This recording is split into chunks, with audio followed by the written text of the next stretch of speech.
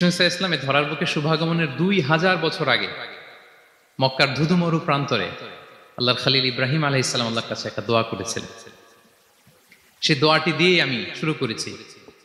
সূরাতুল বাকারার 129 নম্বর আয়াতে আল্লাহ তাআলা এই দোয়াটি, সাইয়েদনা ইব্রাহিম আলাইহিস সালামের দোয়াটি হুবহু কোট করেছেন। তিনি দোয়া করেছেন, রব্বানা ওয়াবআথ ফীহিম রাসূলাম মিনহুম ইয়াতলু আলাইহিম আয়াতিক ওয়া ইউআল্লিমুহুমুল কিতাবা ওয়াল হিকমাতা ওয়া ইউযাক্কিহিম ইন্নাকা আনতাল আজিজুল হাকীম। হে আমাদের রব, এই জনপদে তাদের মধ্য থেকে আপনি একজন রাসূল পাঠান, যিনি তাদেরকে আপনার আয়াত তেলাওয়াত করে শোনাবে, আপনার কিতাব শিক্ষা দিবে, প্রজ্ঞা শিক্ষা দিবে এবং তাদেরকে শুদ্ধাচারী বানাবে। এই দোয়াটা সাইয়েদনা ইব্রাহিম আলাইহিস সালাম করেছিলেন। আর এই দোয়ার বদৌলতে প্রায় 2000 বছর পরে ধরার বুকে বিষ্ণু ঈসা ইসলামের আগমন। সুবহানাল্লাহি ওয়া বিহামদিহি। এবং রাসূল সাল্লাল্লাহু আলাইহি ওয়াসাল্লাম প্রায় বলতেন, আনা দাওয়াতু আবি ইব্রাহিম, আমি